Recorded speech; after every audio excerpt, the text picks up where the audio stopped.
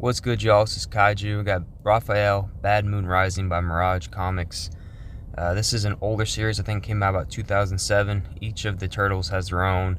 Michelangelo's is called The Third Kind, Michelangelo Third Kind. Then we got Leonardo Blindsight and Donatello Brain Thief. I think the other ones, these are all stem from, I think they're short stories from Tales of the Teenage Mutant Turtles by Mirage, not to be confused with the other Tales of Teenage Mutant Turtles. They're all black and white.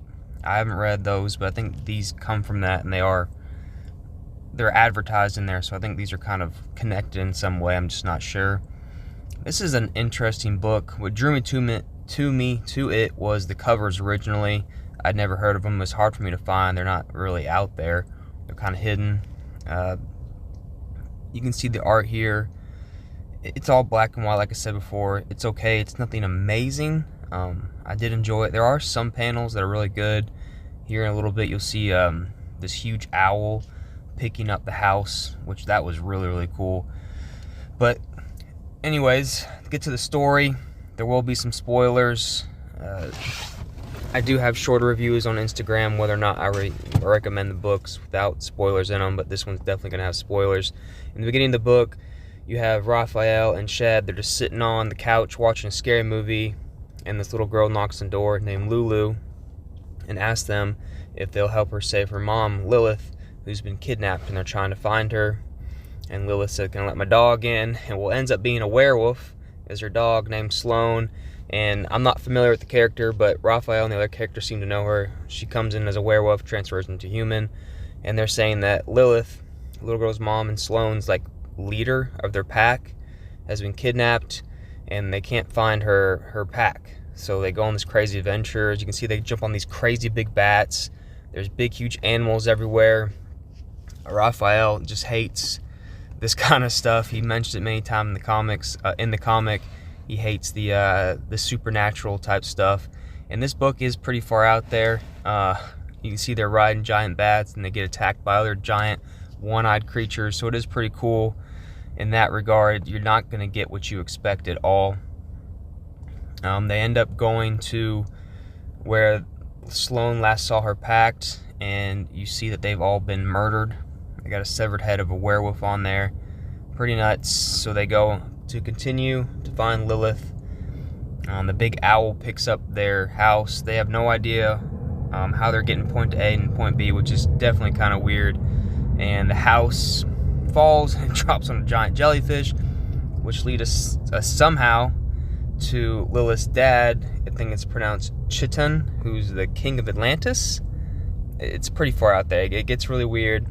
And he agrees to help find Lilith, and he knows exactly where she's at. Well, behold, you kind of see there's something going behind the scenes here. You kind of get this weird thing between Sloane and Chiton, and you kind of sense maybe there's a little bit of cheating going on. They just seem a little too close for comfort, I guess you could say. Well, lo and behold, the King of Atlantis, Chiton, automatically just knows where Lilith is, which kind of leaves you a little suspect there. They start attacking this castle, and then you get the other characters who are kind of locked in. They don't want him to leave to help, even though this lord said, "Hey, Raphael, you can come help fight." And then come to find out, he sets up 2 guards and says, "Nah, y'all are going to stay here. You can fight by his side from the back." So, they fight their way out. They get inside this castle, and there's lots of weird creatures in there. They run into zombie werewolves, which ends up being Lulu's aunts. Some of the dead werewolves they thought were dead, they're zombie werewolves now, which is kind of cool. And they're Sloane's, I guess they're her pack, probably her sisters or something like that. To a degree. I don't think they're related. I don't think her and Lulu have the same mother. That wasn't expressed in the comic. That'd be kind of weird, because that would mean Chiton would be her stepdad, and she'd be... anyways. So they fight through that, and they do eventually save the day and find Lilith. And during this battle, Chiton, he's bombing this castle, and they're fighting. It's a big war. Meets up with Lord Incubor, I think it's called. He looks like kind of like a vampire, and you can say like he's ready for this. He lets him beat him up. So Lord Incubor lets him beat him up, And it's like, okay, so it definitely is something up. Your suspicions were right. You're reading it right. There's some suspicions going on there. And they meet down in Atlantis. And, well, the Chitin, Lord of Atlantis, gives Lord Incubur just a bunch of cash. And Shade also gets something. They don't tell you what it is. Well, not Shade, I'm sorry. It was Sloane who gets something. That tell you what it is. And then the two kiss. Chitin, the Lord of Atlantis, and Sloane, the werewolf. They kiss. You're like, oh, there's something. Even though he's married to someone else right now in the book. And it's really weird how this wraps up.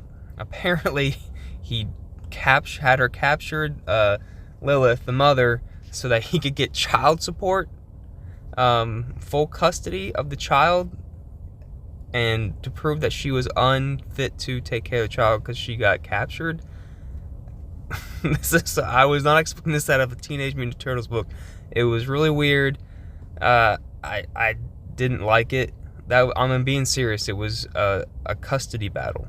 That's what they started this war for, and this whole thing was a custody battle. And I was a little at a loss for words. It was not the ending I was expecting, and it was not a good ending. And Raphael and Shade kind of suspect this too, and they're like, what the heck, guys? And they're like, well, what are you going to do about it? You can't do anything, because if you tell, then you're trapped here, and then you're just going to die. I'm not really sure what Sloane had to benefit from this, or what their relationship is, or why they're in a relationship, why she's cheating with him. Big question for me is why she would allow her entire wolf pack, clan, whatever she wants to call it, to become zombie werewolves and get killed and died. She did get something, again, they didn't show what it was. Maybe in Tales, their ongoing of Mirage, tells you what she got.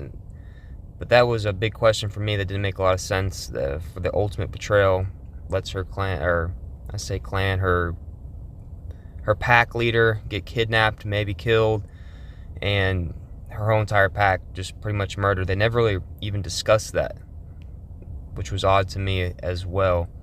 Another reason why I didn't, not really a recommend for this book. Kind of has me worried about reading the other books, if they're going to be any good.